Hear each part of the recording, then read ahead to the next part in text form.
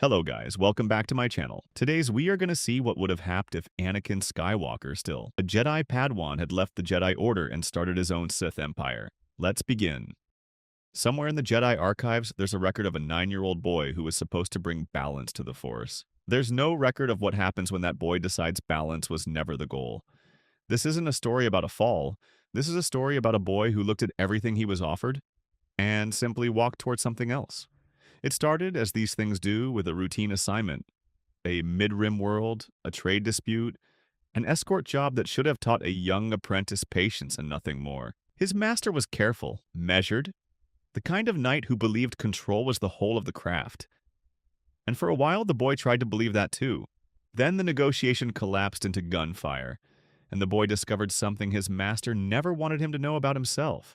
He was better at violence than either of them expected. Faster, bolder under pressure, not reckless, precise. His master pulled him aside afterward and told him gently that he needed to master his instincts before they mastered him. The boy nodded, said all the right words, and on the shuttle ride back to the temple, he understood with total clarity that he had just outgrown every lesson that order had left to teach him. He didn't storm out.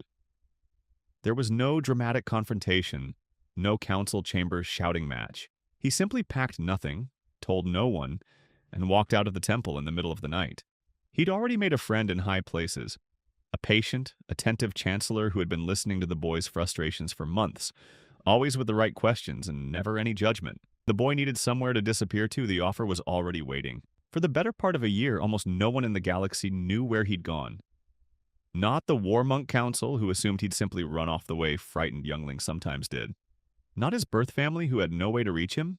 He lived quietly, away from cameras and records, in the shadow of a man who called himself a mentor and meant something closer to architect. In that isolation, the training began. This wasn't like Jedi training.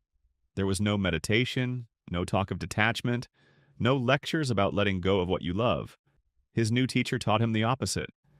That attachment was fuel, that anger was a tool, and that mercy was simply a form of hesitation, dressed up as virtue. The boy adapted to it the way he adapted to everything, completely and faster than his teacher expected. Within months, he could hold his own in a duel against instructors twice his age. Within a year, his control over the dark side of the Force had outpaced anything his teacher had planned to show him this early. His teacher was pleased, right up until he realized the boy wasn't training to serve an apprenticeship.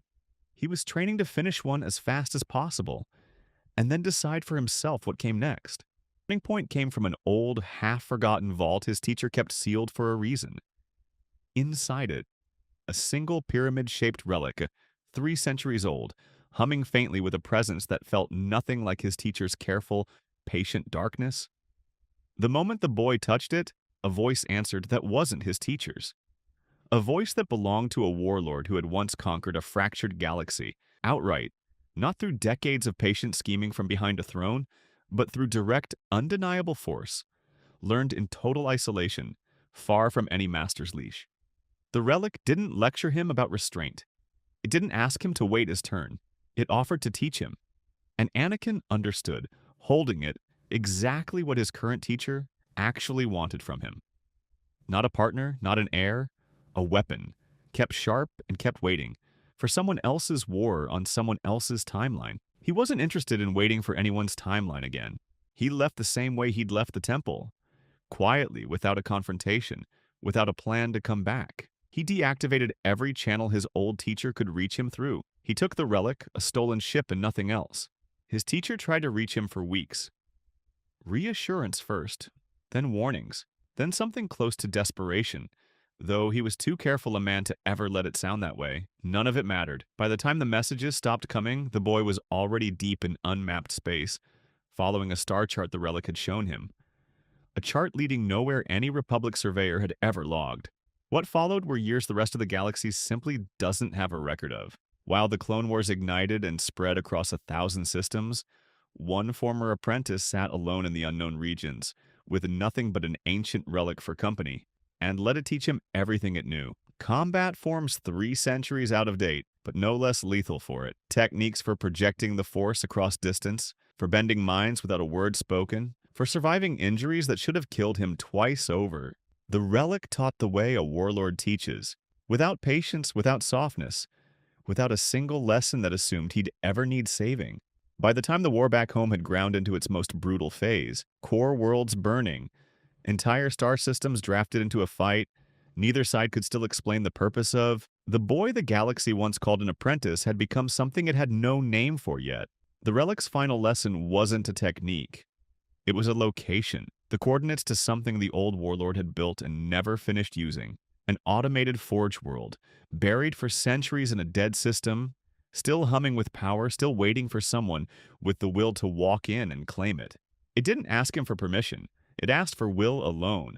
And after years of isolation, will was the one thing he had in surplus. He walked in, and the machine woke up around him, like it had simply been waiting for the right hand. He didn't build an army to defend anything.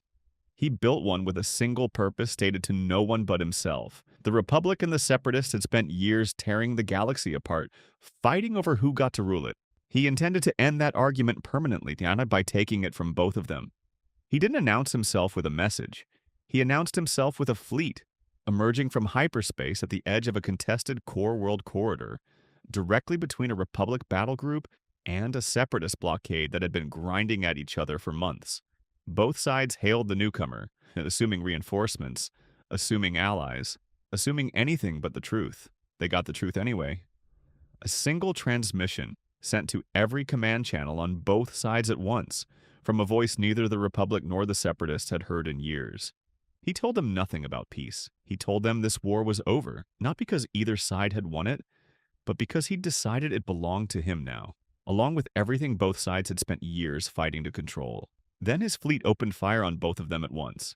Somewhere on Coruscant, Palpatine, who once thought he was raising the perfect apprentice, sat in silence, watching the boy he'd handed a temple's worth of resentment to declare war on the entire galaxy.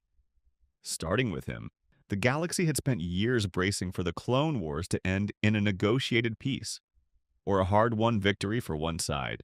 Nobody was prepared for a third army to arrive with no interest in either outcome, only in owning what was left when the fighting stopped.